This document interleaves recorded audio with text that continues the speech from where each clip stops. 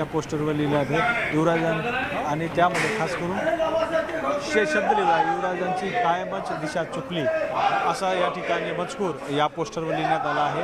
पुन्हा मी एकदा ते मजकूर वाचून दाखवतो। महाराष्ट्राचे परमपूज्य युवराज एकीकडे हिंदुत्व एकीकडे महाविकास आघाडी घोड्यावर बसून त्यांचा निषेध केला जात आहे आणि युवराजांची कायमच दिशा चुकली ती दिशा योग्यरित्या नसल्याचं त्या ठिकाणी बोललं आहे।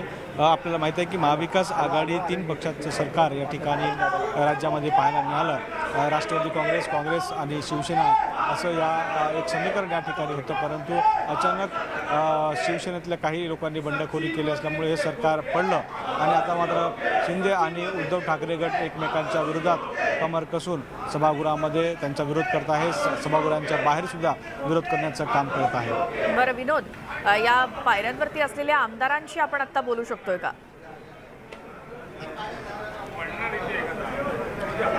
आपण प्रयत्न करूया याबाबत, कारण जे आमदार आहेत ते आपापले आंदोलनामध्ये व्यस्त आहेत आणि आंदोलन करत असताना काल ज्याप्रमाणे हाणामारी झाली त्याच्यानंतर मात्र सुरक्षा व्यवस्था या ठिकाणी वाढवण्यात आली आहे। सुरक्षा व्यवस्थेची जी संख्या आहे आणि सुरक्षा रक्षकांची संख्या आहे ती मात्र या ठिकाणी वाढवण्यात आली आहे, कारण आपण बघू शकता त्या बाजूने आणि या बाजूने आमदारांजवळ जाता येणार नाही, आमदारांपासून दूर अशी एक राहता येईल याची काळजी यावेळेस सुरक्षा रक्षकांनी केली। कारण काल हाणामारी झाल्यानंतर एक गोंधळ उडाला होता आणि त्या गोंधळ उडाल्यानंतर ही गोष्ट मात्र सुरक्षेच्या दृष्टीने योग्य नसल्याचं त्या ठिकाणी आमदारांना प्रोटेक्शन मिळावं आणि इतर पक्षांचे आमदार या ठिकाणी येणार नाही याची काळजी घेण्यासाठी हे मोठ्या प्रमाणात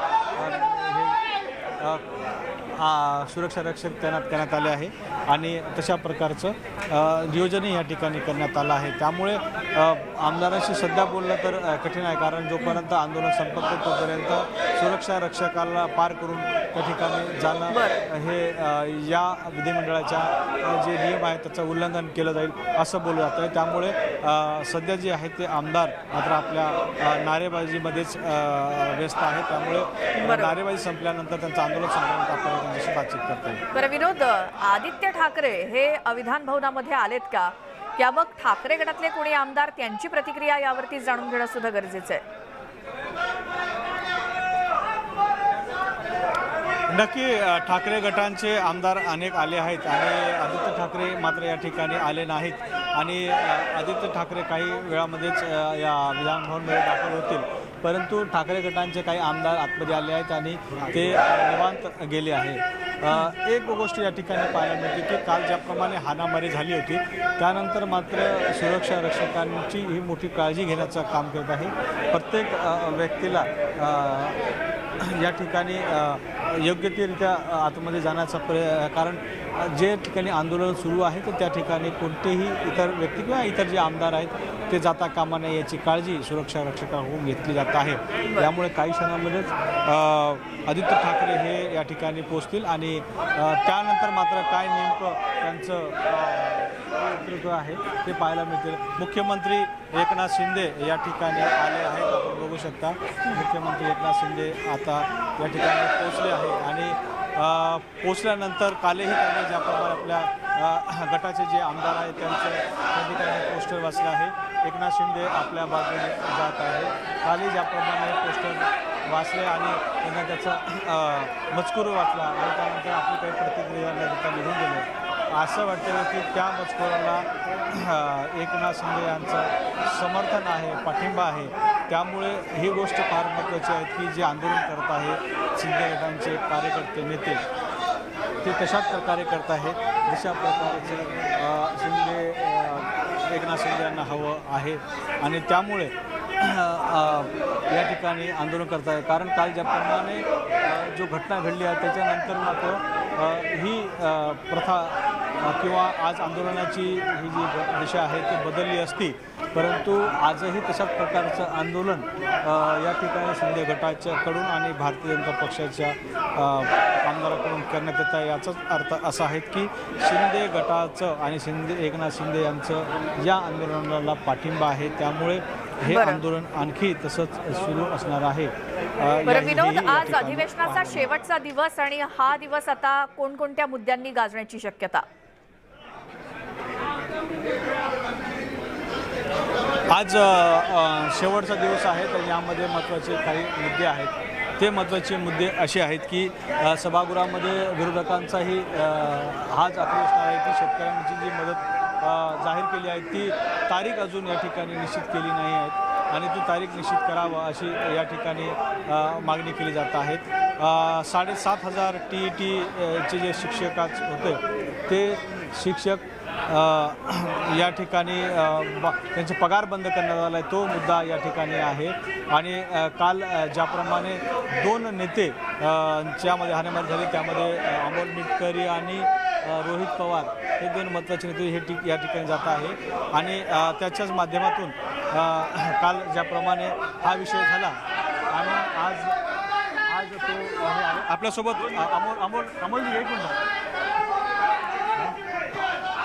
आजही तशाच प्रकारचं वातावरण पाहायला मिळतं, परंतु शांततेने रोहित पवार आणि अमोल मिटकरी या ठिकाणी निघून गेले. काल जशा प्रकारे ही आज पुन्हा एकदा सत्ताधाऱ्यांकडून घोषणाबाजी सुरू असलेली विधान भवनाच्या पायऱ्यांवरती काल देखील हाच आमदारांमधला गदारोळ आपण याचवेळी पाहिलेला होता याच ठिकाणी.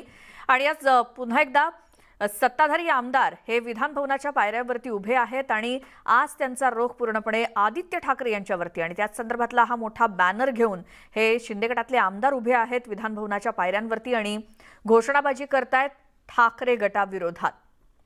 नुकतेच मुख्यमंत्री एकनाथ शिंदे हे देखील विधान भवनामध्ये पोहोचलेले आहेत. त्याचसोबत इतर आमदार सुद्धा पोहोचतायत. थोड्याच वेळात विधिमंडळाच्या कामकाजाला अधिवेशनाच्या कामकाजाला सुरुवात होईल. आज पावसाळी अधिवेशनाचा शेवटचा दिवस आहे आणि आज या दिवसात काय काय घडतं हे आपल्याला थोड्या वेळात कळेलच, ज्यावेळेला 11 वाजता कामकाज सुरू होईल. एक एक करून आमदार पोहोचायला सुरुवात झालेली आहे. मुख्यमंत्री एकनाथ शिंदे हे देखील विधान भवनामध्ये पोहोचलेले आहेत. तत्पूर्वी कालप्रमाणे किंवा नेहमीप्रमाणे आज देखील सत्ताधाऱ्यांकडून विधान भवनाच्या पायऱ्यांवरती उभे राहून हे आंदोलन आणि घोषणाबाजी केली जाते. आज आदित्य ठाकरे यांना उद्देशून हा भला मोठा बॅनर या शिंदे गटातल्या आमदारांच्या हातामध्ये आहे आणि त्यावरती हा सगळा मजकूर छापण्यात आलाय. आदित्य ठाकरे यांच्यावरती टीका करत विधिमंडळाच्या पायऱ्यांवरची ही थेट दृश्य आम्ही तुम्हाला दाखवतोय. इथे पुन्हा एकदा शिंदे गटातले आमदार जमलेले आहेत. काल देखील हे आमदार याच ठिकाणी होते. सत्ताधारी आणि विरोधक आमदार हे काल आमने सामने आले होते आणि त्यांच्यात हमरीतुमरी आणि धक्काबुक्की झालेली होती. आज मात्र सुरक्षा व्यवस्था इथे वाढवण्यात आलेली आहे. कालसारखा प्रकार पुन्हा घडू नये यासाठी आणि आज आत्ता शिंदे गटातले आमदार विधान भवनाच्या पायऱ्यांवरती उभे असलेले दिसतायत. अजूनही आदित्य ठाकरे हे काही विधान भवनामध्ये पोहोचलेले नाहीयेत. ते देखील पोहोचतील थोड्याच वेळात. ठाकरे गटातले आमदार हे देखील पोहोचलेत, मात्र त्यांनी कोणतीही प्रतिक्रिया या गोष्टीवरती दिलेली नाही. शिंदे गटातले आमदार आज आदित्य ठाकरे यांना डिवचत एक बॅनर हातामध्ये घेऊन उभे आहेत आणि त्यांच्या विरोधात घोषणाबाजी शिंदे गटातल्या आमदारांकडून सुरू आहे. सत्ताधारी आज विधिमंडळाच्या पायऱ्यांवरती आहेत आणि ते तिथे घोषणाबाजी करतायत ठाकरे गटाविरोधात. ठाकरे गटातले आमदार हे देखील तिथे येत आहेत. त्यांच्याकडून अजून कोणतीही प्रतिक्रिया याविषयी आलेली नाही. मात्र आज आदित्य ठाकरेंना डिवचण्याचा प्रयत्न शिंदे गटातल्या आमदारांकडून. आदित्य ठाकरे हे अजून विधान भवनामध्ये पोहोचलेले नाहीत. ते देखील पोहोचतील. त्यांची देखील प्रतिक्रिया घेणं गरजेचं आहे. मात्र सध्या सुरक्षा व्यवस्था कडेकोट अशी तैनात केलेली आहे. काल सत्ताधारी आणि विरोधक आमदार एकमेकात भिडले होते, एकमेकांच्या अंगावरती धावून गेले होते आणि म्हणूनच ही सगळी सुरक्षा आज आहे. यानंतर आता पुढची बातमी. औरंगाबाद गंगापूर तालुक्यातील शरीफपूर गावाला भारत स्वतंत्र झाल्यापासून आतापर्यंत एकदाही पक्का रस्ता मिळालेला नाही. त्यामुळे गंगापूरच्या शरीफपूर इथल्या गावकऱ्यांनी सामूहिक आत्मदहनाचा इशारा दिलाय. पक्का रस्ता नसल्यामुळे गावकऱ्यांचे प्रचंड हाल होत आहेत. तसंच शाळेत जाणाऱ्या विद्यार्थ्यांना मोठ्या अडचणींचा सामना करावा लागतोय. त्यामुळे आता गावकऱ्यांनी रस्त्याच्या मागणीसाठी गावातील मारुती मंदिरासमोर सामूहिक आत्मदहन करण्याचा इशारा दिलाय.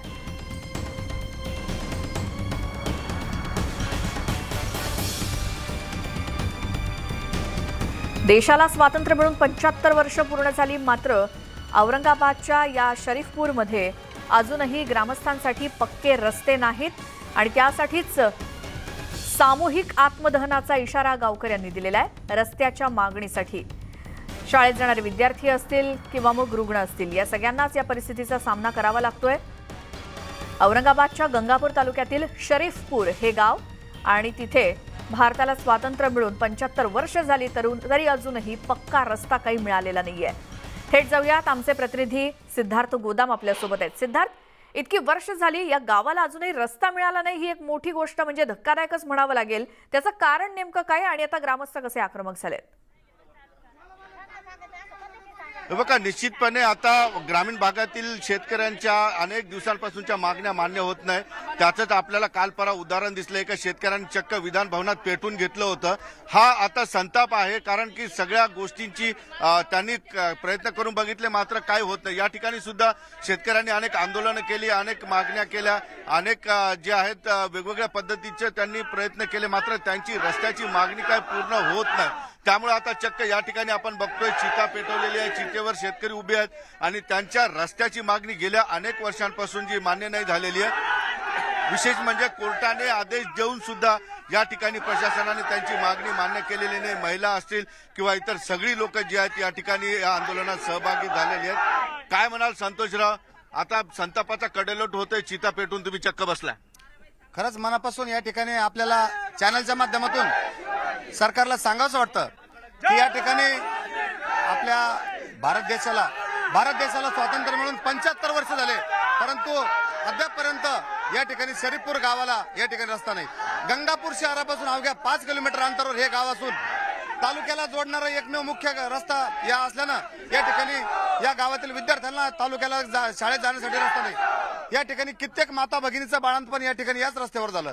कित्येक नागरिकांचा जीव या ठिकाणी रस्ता अभावी या ठिकाणी या गावातल्या लोकांचा झाला। म्हणून या सरकारला मी आपल्या माध्यमातून जाहीर इशारा देतो की जोपर्यंत या गावाचा रस्त्याचा प्रश्न मार्गी लागत नाही तोपर्यंत हे ग्रामस्थ याच पद्धतीने आक्रमक होऊन हा ज्या ठिकाणी आता सरदार बसलेले आपण गावकरी सुद्धा बघूया, तुम्ही कशासाठी बसले इथं? आम्हाला रस्ता पाहिजे, रस्ता हक्काचा रस्ता पाहिजे। स्वातंत्र्य होऊन 75 वर्ष होऊन आज आम्हाला इंग्रजासारखं आम्हाला याच्यात धरलेलं आहे। आणि आता लाकडं पेटत येऊ लागले, तुम्ही उठा. झोपतो साहेब, झोपून टाकतो। नाही, पण असं नका करू, तू पेटत येऊ लागले लाकडं. पेटून द्या, झोपतो मी त्याच्यावर साहेब, त्याच्यावर झोपतो, रस्ताच नाही। आमच्या असे मरणार तसे मरणार म्हणजे रस्ता झालाच पाहिजे। स्वातंत्र्य काय त्रास आहे रस्ता स्वतंत्र रस्ता, आंबेवाडी गंगापूर शरीफपूर काय त्रास होत शेतकरी पोरांना शाळेत जायला मुलाला शाळेत जायला रस्ता नाही, मुलं वंचित राहू शाळेपासून, मुलं एक बी मोठे दवाखान्यात जायला अडचण, दवाखान्याला अडचण नाही। हो, मुले बाळीला आणता येत नाही, नेता येत नाही, भरपूर अडचणी आम्हाला रस्त्याच्या। एकंदरीत बघितलं आपण, अत्यंत आक्रमक आहेत। फक्त एक महिलेची प्रतिक्रिया मी या ठिकाणी जाता घेतो। आहे काय होणार, लय अडचण आहे सगळी? सगळी अडचण आम्हाला सगळं ताण आहे, पाणी नाही आम्हाला। रस्त्याचं काय अडचण? रस्त्याची अडचण आहे, आम्हाला रस्ता झाला पाहिजे, रस्ता झाला पाहिजे। काय अडचणी काय आहे रस्ता नसल्यामुळे, काय काय अडचण? अहो साहेब, आमच्याकडे अशी अडचण आहे का आम्हाला डिलिव्हरी सुद्धा नेत येत नाही। डिलिव्हरी करण्यासाठी आमच्या गावात दवाखाना नाही का, रस्ता नाही, कोणती सुविधा नाही आमच्या गावामध्ये। हे काय सरकार झोपलंय का काय? आमच्या गावाकडे का लक्ष करीत नाही सरकार? माझी बहीण, स्वतःची बहीण आम्ही दवाखान्यात घेऊन गेलो साहेब, तर रस्त्याने तिचं जाणं नाही जाऊ शकलं, तर चिखलामुळे तिचं मूल अपघातात वारलं साहेब। अपघात झाला रस्त्याने, डॉक्टर लोकांनी तिला घेतलं नाही दवाखान्यामध्ये साहेब।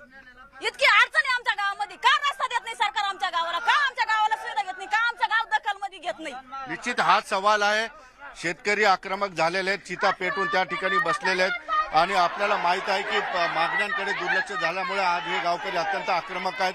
त्यांनी चिता पेटवलेली आहे, त्यांनी 1 तासाचा अल्टिमेटम दिलेला प्रशासनाला। 1 तासामध्ये या ठिकाणी कुणीतरी येऊन या ठिकाणी बोलावं किंवा त्यांच्या मागणीचा काहीतरी मार्ग काढा, तोपर्यंत या ठिकाणी उठणार नाहीत अशी भूमिका घेतलेली आहे। बरं, आतापर्यंत कुठे कुठे काय काय मागणी करून झाली होती? किती वर्ष त्यांनी रस्त्यासाठी पाठपुरावा केला, मात्र हाती निराशा आली? आतापर्यंत काय काय प्रयत्न झाले होते? त्यांचे लोकप्रतिनिधी कुठे आहेत? या गावचे किंवा मग या तालुक्याचे ते काय करतायत? निश्चितपणे तो पण प्रश्न आपण विचारू शकतो संतोषराव। इतक्या दिवसाची मागणी आहे, कोर्टाने तुम्हाला आदेश दिलेले आहेत कोर्टाला. तुमचे आमदार कुठे आहेत किंवा का हा रस्ता होत नाही? यामध्ये आपल्या माध्यमातून सांगायचं, संपूर्ण प्रशासन आणि लोकप्रतिनिधी या रस्त्याच्या बाबतीत उदासीनतेचं धोरण आतापर्यंत या ठिकाणी राबवलेलं आहे. इतक्या लोकांनी, तुम्हाला जर सांगायचं म्हणलं तर 2020 ला कोर्टाने आदेश दिलेला आहे सरकारला की या रस्त्याचा प्रश्न तात्काळ निकाली काढा म्हणून. कोर्टाचा आदेश जर हे सरकार जुमानत नसेल तर या नागरिकांना आता आत्मदानाशिवाय दुसरा पर्याय या ठिकाणी उरला नाही. म्हणून ही भूमिका आज या ठिकाणी या ग्रामस्थांनी घेतली. आतापर्यंत निवेदन देऊन अजूनही जबाबदार प्रशासनाचा एकही अधिकारी या ठिकाणी उपस्थित नाही. एसडीएम साहेब, तहसीलदार साहेब यांना निवेदन दिलं तरी अद्यापर्यंत त्यांची कोणी दखल घेण्यासाठी या ठिकाणी उपस्थित राहिलं नाही. फक्त पोलीस प्रशासनाच्या माध्यमातून हे सरकारनं हे आंदोलन दडपण्याचा प्रयत्न या ठिकाणी चालवलेला आहे. म्हणून शासनाचा मी या ठिकाणी परत एकदा जाहीर निषेध करतो आणि जोपर्यंत या रस्त्याचा प्रश्न मार्गी लागत नाही तोपर्यंत आमचे ग्रामस्थ या आत्मदानाच्या आंदोलनावर हटणार नाही, एवढीच भूमिका मी या ठिकाणी. निश्चितपणे ए बाबा बाजूला, चटका बसेल. आपण बघतोय आक्रमक काय शेतकरी आणि या ठिकाणी प्रशासनाचं अजून तरी कोणी दिसत नाही. फक्त पोलिसांची जी आहेत, पोलिसांची गाडी या ठिकाणी आहे. एक अधिकारी या ठिकाणी दिसतोय, मात्र तोही कॅमेरा समोरून बोलायला तयार नाही. निश्चितपणे मागण्या अनेक दिवसाची आहे. कोर्टाने आदेश दिले, अनेक लोकांना जीव गमवावे लागले, रस्त्यावर महिलांचं बाळंतपण झालं. एवढा सगळा अन्याय सहन झाल्यानंतर या शेतकऱ्यांची जी प्रतिक्रिया किंवा आक्रमकपणा आहे तो निश्चितपणे प्रशासनाने बघितला पाहिजे आणि कायमचा तोडगा केला पाहिजे. अगदी बरोबर आहे सिद्धार्थ, धन्यवाद या सगळ्या माहितीसाठी. हा आवाज न्यूज 18 लोकमतच्या माध्यमातून संबंधित विभागापर्यंत पोहोचावा आणि या गावाला रस्ते मिळावेत हीच अपेक्षा. आणि त्यामुळेच इतक्या वर्षांची मागणी करून सुद्धा हाती काही आलं नाही आणि म्हणूनच सरण रचलंय या गावकऱ्यांनी आणि सामूहिक आत्मदहनाचा इशारा दिलाय. आणि आता पुढची बातमी राजकीय वर्तुळातून. शिवसेनेतली फूट आणि सत्ता संघर्ष प्रकरणावरती आज सुप्रीम कोर्टामध्ये सुनावणी होणार आहे. मात्र आजच्या सुनावणीबाबत सुद्धा पुन्हा एकदा अनिश्चिततेचं सावट पाहायला मिळतंय. सुप्रीम कोर्टाच्या कामकाजामध्ये अद्याप सत्ता संघर्षाच्या याचिकेचा समावेश नाही, त्यामुळे ऐनवेळी हे प्रकरण सुनावणीसाठी येणार का याची प्रतीक्षा असणार आहे. अशातच याच सत्ता संघर्षावरील संलग्न याचिका सुद्धा दाखल करण्यात आलेल्या आहेत आणि या संलग्न याचिकांची सुनावणी नियोजित वेळेमध्ये होणार असल्याचं याचिकाकर्त्यांनी म्हटलंय. आज देखील सुप्रीम कोर्टामध्ये या राज्यातल्या सत्ता संघर्षासंदर्भात सुनावणी होणार का यावरती टांगती तलवार कायम आहे. आजच्या सुनावणीबाबत अनिश्चितता आहे. आज सुनावणी सुप्रीम कोर्टामध्ये आयत्या वेळी होते का मग पुढे ढकलली जाते या संदर्भातली स्पष्टता अजूनही नाही. याच सत्ता संघर्षासंदर्भात ज्या काही याचिका आहेत त्यांच्यावरती सुद्धा सुनावणी नियोजित वेळेमध्ये होणार आहे. राज्यातला सत्ता संघर्ष हा घटनापीठाकडे आता वर्ग करण्यात आलेला आहे. याच संदर्भात आपण अधिक बोलूया. प्रसिद्ध कायदेतज्ञ असीम सरोदे आपल्यासोबत जोडले गेलेत. असीमचे स्वागत तुमचं न्यूज 18 लोकमतमध्ये. आतापर्यंत राज्यातला सत्ता संघर्ष जो सुप्रीम कोर्टामध्ये सुरू आहे त्याच्यावरती आज तरी सुनावणी होणार का हा सगळ्यांना पडलेला प्रश्न आहे. जी एक अगम्य स्वरूपाची नोटीस आलेली आहे त्याच्यावरून आज 10:30ला हे मॅटर घेतलं जाईल असं इथे बोललं जात आहे. परंतु आज जर आपण पाहिलं तर बिल्किस बानोचं प्रकरण आहे, पीएससीच्या संदर्भातलं प्रकरण आहे आणि PMLA म्हणजे जे ईडी आणि सगळ्या प्रक्रिया आहे याच्याबद्दल सुद्धा मॅटर आजच आहे. अशा सगळ्या या गर्दीमध्ये आज हे मॅटर लागणार आहे असं म्हटलं जात असलं तरी 10:30 वाजता प्रत्यक्ष जेव्हा न्यायालय बसेल तेव्हा लक्षात येईल की कोणते मॅटर ते घेणार आहे. बरं, मात्र आयत्या वेळी ही याचिका घेतली जाऊ शकते का आणि मग अनपेक्षितपणे आज देखील सुनावणी होण्याच्या किती शक्यता आहे? आज घेतलं जाईल कारण की मागच्या वेळेस जसं शिवसेनेतर्फे कपिल सिब्बल यांनी कोर्टामध्ये नमूद केलं की आजच हे घेण्यात आलं पाहिजे आणि त्याची अर्जन्सी काय आहे, तसं आज सुद्धा कदाचित त्यांच्यातर्फे सांगण्यात येईल आणि हे मॅटर 10:30 नाही तर आज दिवसभरात केव्हा तरी घेतलं जाईल. पण आता तरी 10:30ला मॅटर घेणार अशा स्वरूपात इथे सगळ्यांचा समज आहे. जी, असीम सरोदेजी धन्यवाद. तुम्ही न्यूज 18 लोकमतशी बोललात आणि ही माहिती दिली त्याबद्दल. सुप्रीम कोर्टामध्ये साधारण 10:30च्या सुमारास आजच्या दिवसासंदर्भातले जे कोणते मॅटर सुनावणीसाठी घेण्यात येणार आहेत याची माहिती 10:30 वाजेपर्यंत मिळेल. त्यामुळे तेव्हा कळेल राज्यातल्या सत्ता संघर्षासंदर्भात आज सुप्रीम कोर्टामध्ये आज सुनावणी होणार की नाही ते.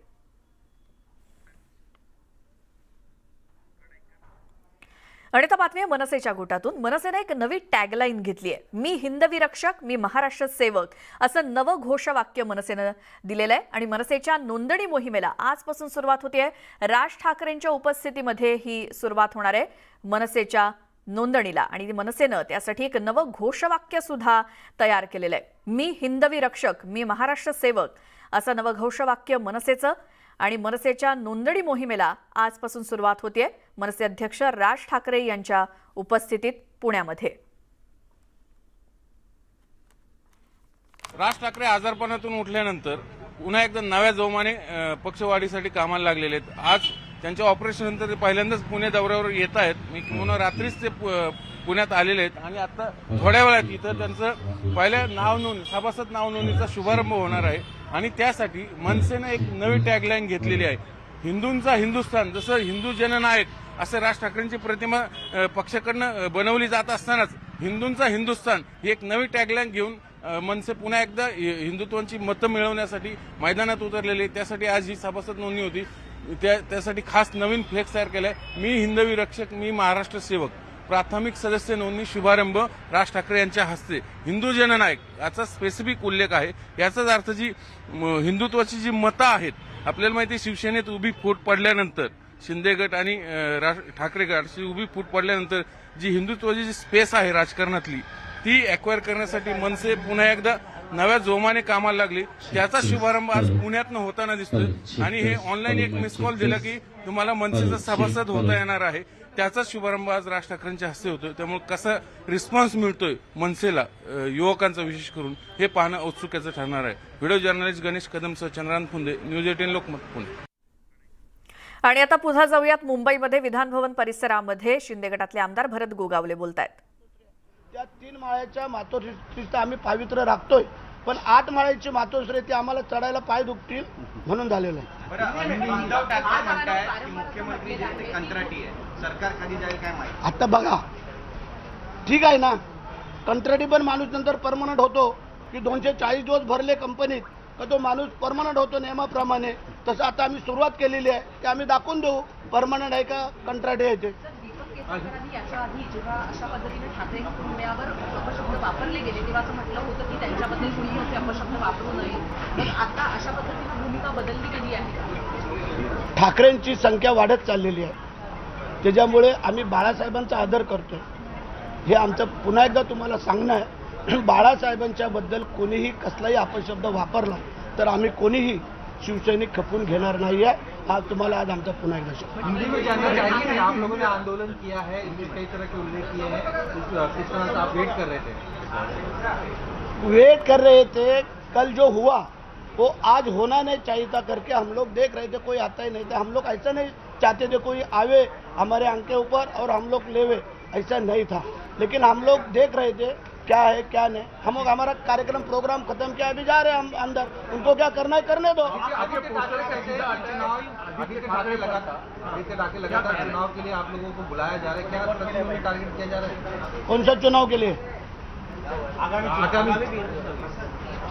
आज हम लोग उसमें ले, हमारे मुख्यमंत्री साहब है, वो जो क्या करेंगे बोलेंगे वैसे हम लोग सब चलने वाले. आपका कार्टून बड़ा इंटरेस्टिंग था. एक उल्टे पे आदित्य ठाकरे बैठे हुए हैं, वो बताइए थोड़ा कार्टून. वो अभी अगर आपने फोटो देखा होगा तो अपने दिमाग से लगाना क्या लगाना है. हम हमारा काम किया है. तुम्ही पाहिला असेल ना, तुम्ही ओळखला असलं तर लिहा, नाही तर लिहू नका. एक और चीज लिखी तुम्ही पब्लिकला दाखवा, पब्लिकला दाखवा, तुम्ही पब्लिकला महाराष्ट्राला दाखवा. महाराष्ट्राने जर स्वीकारलं तर आम्ही चला. जय हिंद, जय महाराष्ट्र.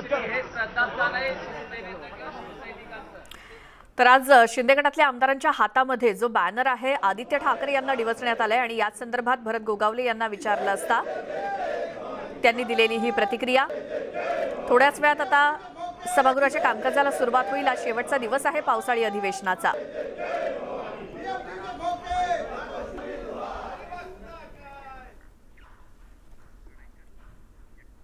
एक छोटासा ब्रेक घेऊन इतरही महत्त्वाच्या बातम्या आपण पाहणार आहोत. तुम्ही पाहत राहा मुद्दा महाराष्ट्र.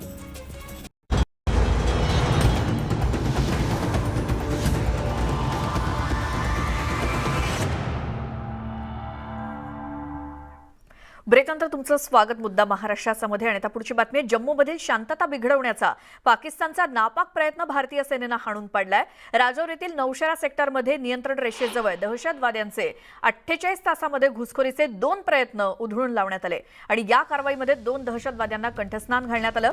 तर तबरक हुसेन नावाच्या दहशतवाद्याला जिवंत पकडण्यात यश आलंय. राजौरी इथल्या लष्करी रुग्णालयात दाखल करण्यात आलेला दहशतवादी तबरक हुसेननं त्याला पाकिस्तानी लष्कराचे कर्नल युनुस यांनी पाठवल्याचं सांगितलं. तसंच भारतीय सैन्यावरती हल्ला करण्यासाठी 30,000 रुपये दिल्याचं देखील तबरकनं सांगितलं. एलओसी जवळ गोळीबारात तो जखमी झाल्यावर इतर दहशतवाद्यांनी त्याला सोडून पळ काढला.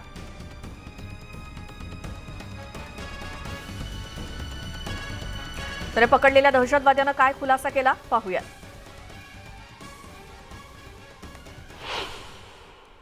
क्या करने आए थे? मरने के लिए पहले आया था, नहीं मर रहा. मेरे ना गल करे शुरू की करे किसने कितने बंदे आए तो कितने बंदे आए थे तेरे नाम? सर 5 थे. 4-5 से की होया की मिशन की सी थोड़ा की ਤੁਹਾਡੇ ਕੋਲ ਸੀ ਕੀ ਲੈ ਕੇ ਕੀ ਆਏ ਇਸ ਨਾਲ लेके की आए थे? राइफल थे, राइफल थे. राइफल लेके आए थे. कितने कितने पीजे कितने सी कौन? थोड़ी यूनुस में चौधरी यूनिस कौन है? आर्मी में.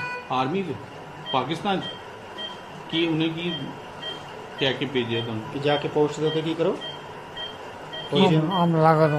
हमला करो बोले किधे होते हमला करना से? किधे होते हमला करना से? पहुंच थे पोस्ट होते. यूनिस ने कितने पैसे कितने देते थे? 30-25,000. 25,000 पैसे देते.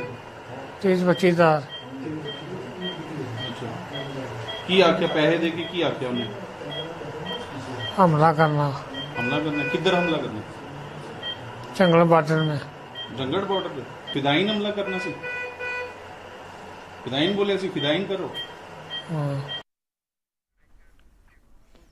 यानंतर आता पुढची बातमी आहे. सावरकरांविरोधात एक आक्षेपार्ह ट्विट आलेलं आहे. अभिनेत्री मोना आंबेगावकरनं हे ट्विट केलंय आणि या अभिनेत्रीवरती कठोर कारवाईची मागणी खासदार राहुल शेवाळे यांनी केली. गृहराज्यमंत्री अजय मिश्रा यांना पत्र पाठवण्यात आलेलं आहे आणि वादग्रस्त ट्विट काढण्याची देखील विनंती करण्यात आलेली आहे. अभिनेत्री मोना आंबेगावकरनं सावरकरांविरोधात एक आक्षेपार्ह ट्विट केलंय आणि या अभिनेत्रीवरती कठोर कारवाईची मागणी खासदार राहुल शेवाळे यांनी केली आहे. गृहराज्यमंत्री अजय मिश्रा यांना पत्र देखील पाठवण्यात आले आणि हे वादग्रस्त ट्विट काढण्याची देखील विनंती करण्यात आली आहे. या अभिनेत्रीवरती कठोर कारवाई करण्याची मागणी खासदार राहुल शेवाळे यांनी केली. सावरकरांविरोधात आक्षेपार्ह ट्विट या अभिनेत्रीनं केलेलं आहे.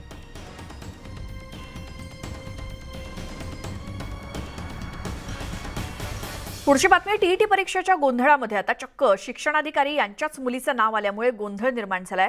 माध्यमिक शिक्षण विभागाचे शिक्षणाधिकारी मधुकर देशमुख यांची मुलगी नुपूर देशमुख हिचं नाव यात आलंय. गैरमार्गाचा अवलंब सिद्ध झाल्यामुळे तिच्यावरती कायमस्वरूपी बंधन घालण्यात आलंय आणि याविषयी आपल्या मुलीनं पात्रता परीक्षेचा कुठलाही लाभ घेतला नसल्याचं मधुकर देशमुख यांचं म्हणणं आहे. सध्या नुपूर देशमुख कुठेही नोकरीला नसल्याचं त्यांनी सांगितलंय.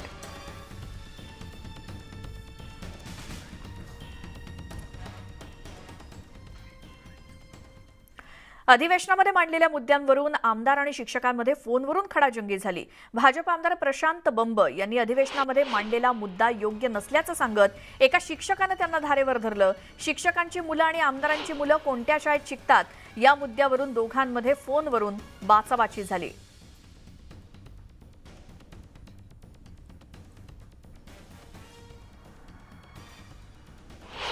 तुम्ही सरकारी शाळेच्या बाबतीत एवढं सांगतात सर, तुमच्या भागातल्या शाळेमध्ये शौचालय नाहीये, मुलं उघड्यावर बसतात अक्षरशः. मग शिक्षक लोकांना त्या बाबतीतली काही लाज वाटत नाही का? आणि तुम्ही आमदार म्हणून तुम्हाला लाज वाटली पाहिजे ना थोडी.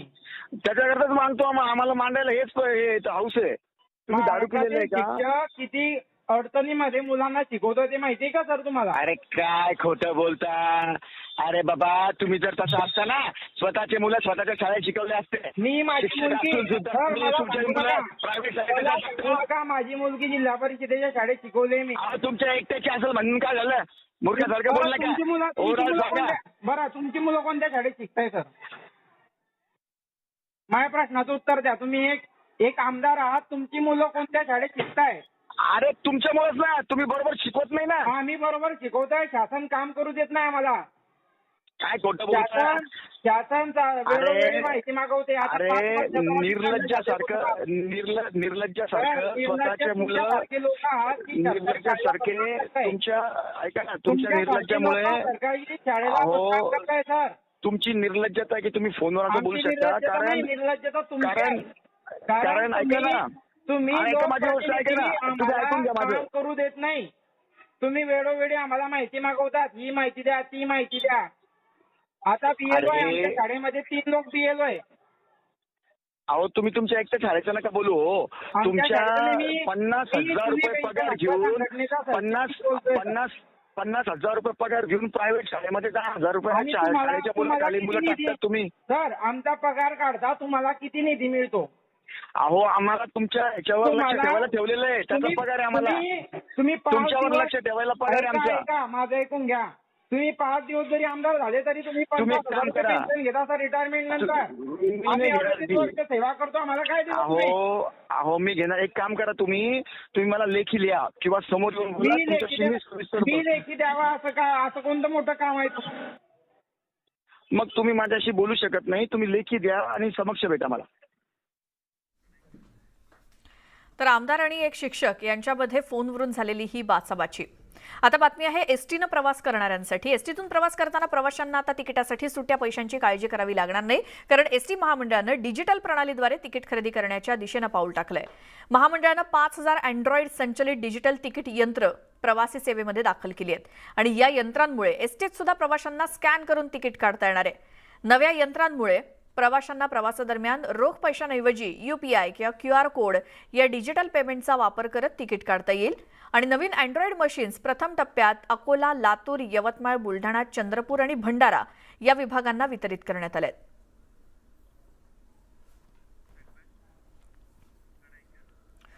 खासगी ट्रॅव्हल्सवाल्यांच्या मनमानीला आता चाप बसणार आहे, कारण तिकिटाच्या 50% जादा भाडं त्यांना आकारता येणार आहे. गणेशोत्सवाच्या पार्श्वभूमीवर चाकरमान्यांकडून अवाच्या सव्वा भाडं घेणाऱ्या खासगी ट्रॅव्हल्सधारकांना उपप्रादेशिक परिवहन कार्यालयानं चाप लावलाय. एसटी महामंडळाच्या विविध संवर्गातील गाड्यांना असलेल्या प्रचलित तिकिटाच्या 50% जादा भाडं त्यांना आकारता येणार आहे.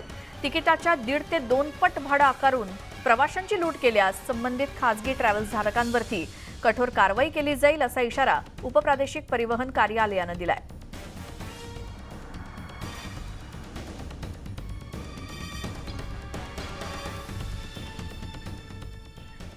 मुंबईतल्या गणेश मंडळांसाठी मुंबई महानगरपालिकेनं काही गाईडलाईन्स जारी केल्या आहेत. मंडपाची उंची 30 फुटांपेक्षा उंच असू नये अशी अट घालण्यात आली आहे. मंडप बांधताना रस्त्यावरती खड्डे पडल्यास आयोजकांवरती दंडात्मक कारवाई केली जाणार आहे. कोरोना नियमावलींचं पालन करणं देखील गरजेचं असणार आहे. मंडपासाठी खड्डे खोदण्यावरती मनाई आहे. खड्डे खोदल्यास आणि त्याचा त्रास झाल्यास प्रत्येक खड्ड्यानुसार दंड देखील आकारला जाणार आहे. खड्डे खोदल्यास मंडळांनाच ते भरावे लागणार आहेत आणि गणेश मंडळाच्या या गणेशोत्सव मंडपाची उंची 30 फुटांपेक्षा जास्त असता कामा नये. पोलिसांचं प्रमाणपत्र परवानगीचं असणं देखील आवश्यक आहे.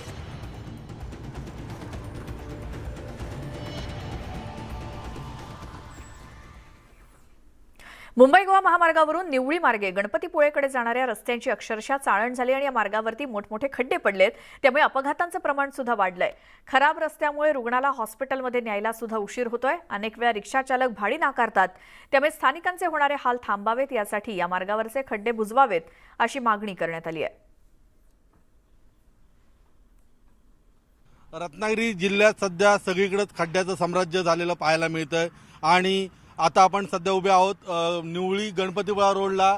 गणपतीपुळा हे पर्यटन क्षेत्र आहे आणि या ठिकाणी लाखो भाविक हे देखील ये जा करत असतात, परंतु आता जर पाहिलं तर अक्षरशः या रस्त्याची चाळण झालेली आहे.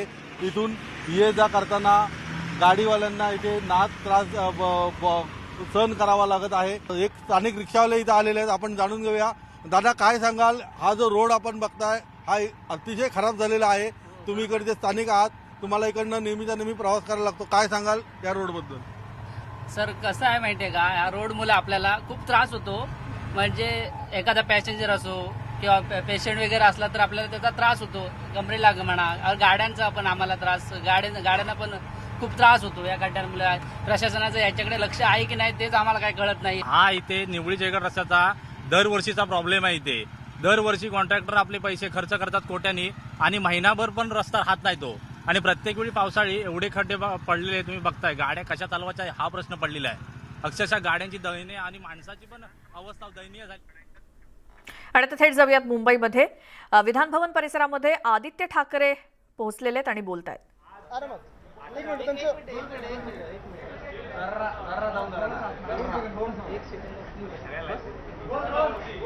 आजच्या आंदोलनात खास करून तुम्हाला टार्गेट करण्यात आलंय, काही व्यंगचित्र बनवून आणि काही स्पेसिफिक मेसेज करून काय तुमची प्रतिक्रिया? एक साधारण आपण बघा, जेव्हा कुठचाही खेळ आपण खेळत असतो, क्रिकेट असेल फुटबॉल असेल, ज्याची भीती वाटते त्याच्यावर स्लेजिंग जास्ती केलं जातं. खरोखर मला ह्या सगळ्याच आज जे बाहेर उभे होते, पायऱ्यांवर ज्याने उभं केलेलं त्यांची क्यू येते, त्यांच्याबद्दल मला वाईट वाटतं.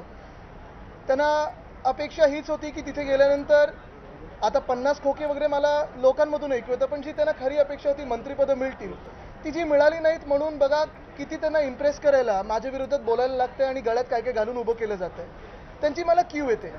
पण हे जरी मी सांगत असेल तरी दुसरी बाजू हीच आहे की ती जी काही निदर्शनं झाली, त्यांच्या चेहऱ्यावर जे नैराश्य दिसतंय, जे शिवसेनेला प्रतिसाद मिळतं त्याच्याबद्दल जी भीती मनात बसलेली आहे, गद्दारी ह्या महाराष्ट्राला पटलेली नाही आहे हे त्यांच्या चेहऱ्यावर दिसायला लागले. कारण त्यांना देखील कळतंय की जनतेचा कुठेही त्यांना पाठिंबा नाही आहे.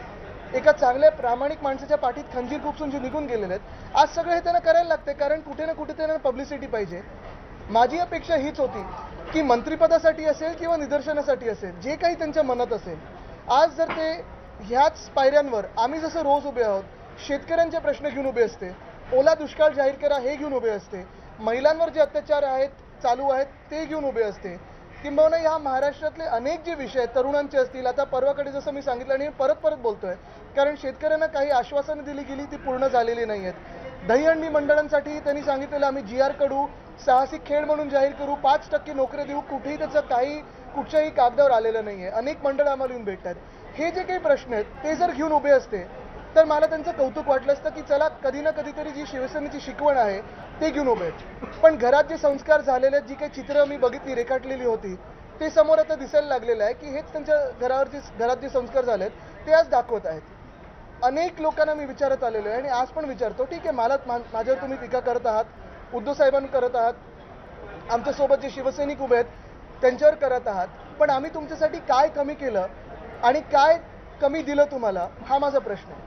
म्हणजे जी खाती कधी कुठच्या मुख्यमंत्र्यांनी सोडली नव्हती अशी खाती काही ह्या लोकांना दिलेली, तरी यांनी गद्दारी केली. आज त्यांचं खरं रूप ते दाखवत आहेत आणि मंत्रिपदासाठी बिचाऱ्यानं उभं केलं. मला तरी त्यांच्याबद्दल दुःख वाटतं आणि त्यांच्याबद्दल सहानुभूती वाटते.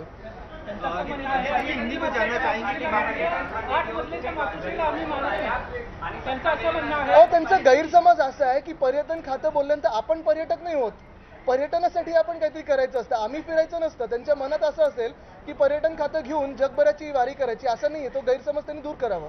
दोन वाक्य होती बॅनरवरती, एक तर 151 जागांचा अर्थ आणि मंत्रिपदाचा अर्थ, यामुळे आता काय झालंय, त्यांना जी स्क्रिप्ट आहे ते बिचाऱ्यांना वाचायला लागते, तर आता काय करायचं. पण एक तुम्हाला सांगतो, आमचे दौरे हे सुरू राहतील. कितीही दबाव टाकण्याचा प्रयत्न केला, कितीही आमचा आवाज संपवण्याचा प्रयत्न केला, दाबवण्याचा प्रयत्न केला, आम्हाला संपवण्याचा प्रयत्न केला, तरी शिवसेना ही उभी राहील आणि आम्ही फिरत राहू. जो यांचा खरा चेहरा आहे तो जनतेसमोर आणत राहू, गद्दारीचा मुकुटा फाडत राहू, हे त्यांनी लक्षात घ्यावं. मिळणारा रिस्पॉन्स आणि एकंदरीत सगळी परिस्थिती पाहता एक पब्लिक परसेप्शन बनवण्याचं हे पप्पू शब्द वापरणं किंवा मला वाटतं एकच गोष्ट आहे, हे सगळं करण्यापेक्षा 40 लोकांनी राजीनामे द्यावेत, निवडणुकीला सामोरे यावं, जे काही जनतेच्या मनात असेल ते आपल्याला कळेल. आदित्यजी, या आमदारांचं म्हणणं आहे की आम्ही 3 माळ्याच्या मातोश्रीचा आदर करतो, 8 मजलीची नवीन मातोश्री आहे, तिथे चढायला आमचे पाय दुखतात. पहिली गोष्ट ही आहे की आम्ही त्यांच्या सोबत फिरायचो, सगळीकडे जायचो, मातोश्री असेल कुठेही असेल. आता ते इथून दिल्लीपर्यंत चालत जायला लागतं त्यांना. हिंदी में जानना चाहेंगे कि बाकायदा आपको टारगेट किया गया है आंदोलन के दौरान, क्या कहना होगा आपका? नहीं, मेरी सहानुभूति उनके साथ है, क्योंकि अगर आप देखें जो भी कार्टून्स उन्होंने करने की कोशिश की, सबसे पहले तो ये है कि उन पर जो संस्कार हुए हैं वो सामने आते हैं. मुझे खुशी इस बात की होती है, मुझे गर्व इस बात का होता कि हमें टारगेट न करते हुए अगर इस महाराष्ट्र में जो अगर आप देखें तो इतने सारे अभी प्रॉब्लम चल रहे हैं, कोई भी किसानों की बात नहीं कर रहा है सिवाय हम. शिवसेना हो, राष्ट्रवादी कांग्रेस हो, हम सब लोग आके किसानों के बारे में बात कर रहे हैं, हम उनकी आवाज़ उठा रहे हैं। अगर आप देखें तो वो अगर करते तो मुझे खुशी होती, मुझे गर्व होता उन पर। लेकिन आज अगर देखें तो दुख इसी बात का है कि उनको जो मंत्री पद चाहिए उसके लिए अगर आप देखें तो हमें टारगेट किया जा रहा है। उनके दुख में मेरी सहानुभूति है और मैं यही कहूँगा, उनको शुभकामनाएं दूंगा, क्योंकि उन्होंने जो की है वो गद्दारी की है और उनका असली चेहरा आज लोगों के सामने आया। हो पण त्यांचं काय देणं घेणं आहे? आम्ही 40 लोकांवर बोलतोय, ह्यांना काय प्रॉब्लेम आहे? ह्यांच्या पक्षाने ह्या 40 लोकांना फोडले का असं त्यांचं म्हणणं असेल तर त्यांनी जगजाहीरपणे सांगावं।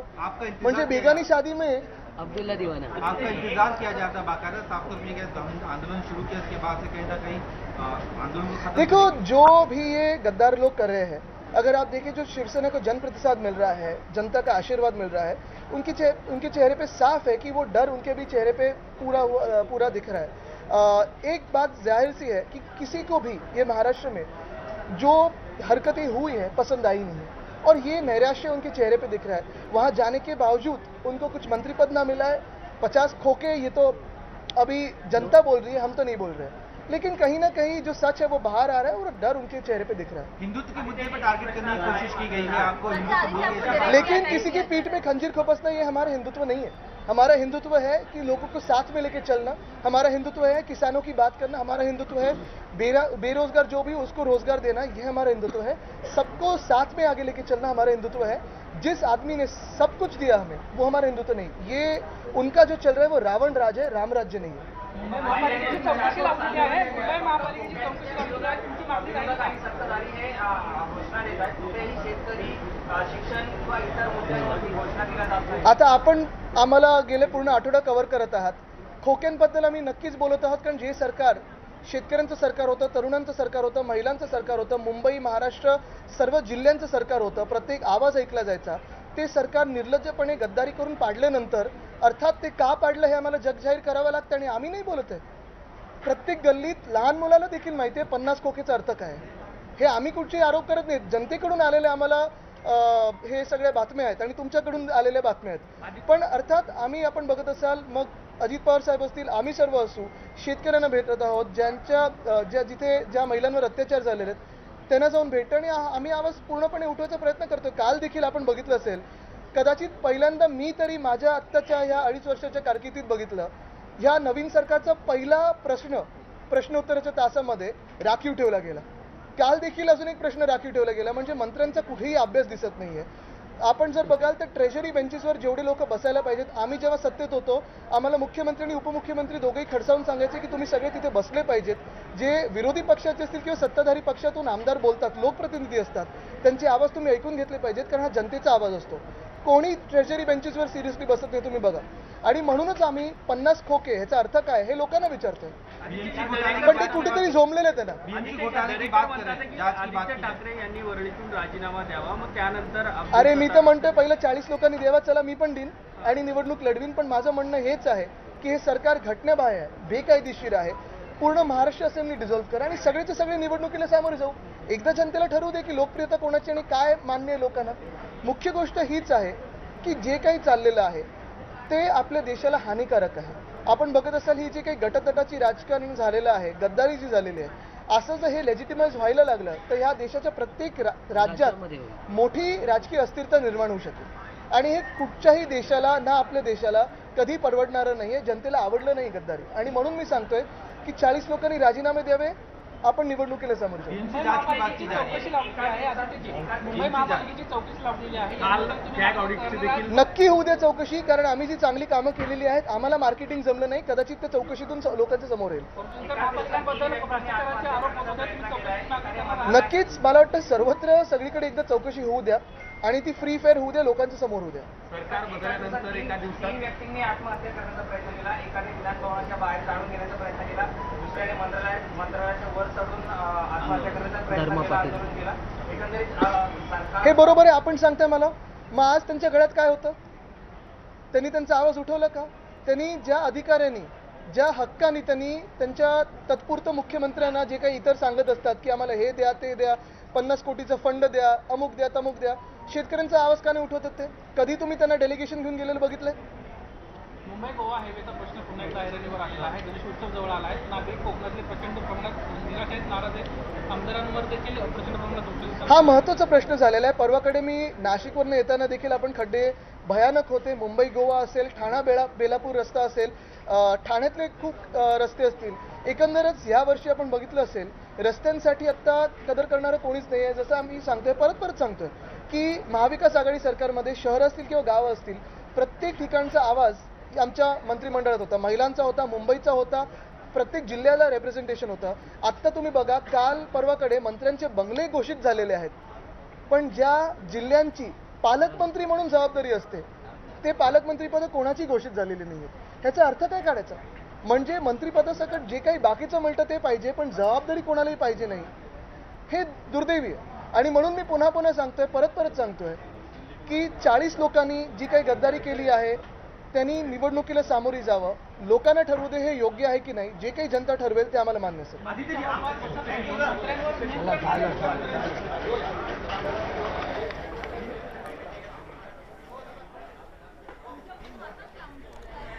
तर स्वतःवरती झालेल्या टीकेवरती आदित्य ठाकरे यांनी दिलेली ही प्रतिक्रिया. यानंतर औरंगाबादची बातमी आहे. गंगापूर तालुक्यातल्या शरीफपूर गावाला भारत स्वातंत्र्य झाल्यापासून आतापर्यंत एकही पक्का रस्ता मिळालेला नाहीये.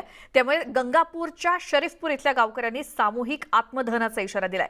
पक्का रस्ता नसल्यामुळे गावकऱ्यांचे प्रचंड हाल होत आहेत. शाळेमध्ये जाणाऱ्या विद्यार्थ्यांना मोठ्या अडचणींचा सामना करावा लागतोय आणि त्यामुळेच आता गावकऱ्यांनी रस्त्याच्या मागणीसाठी गावातल्या मारुती मंदिरासमोर सामूहिक आत्मदहन करण्याचा इशारा दिलाय.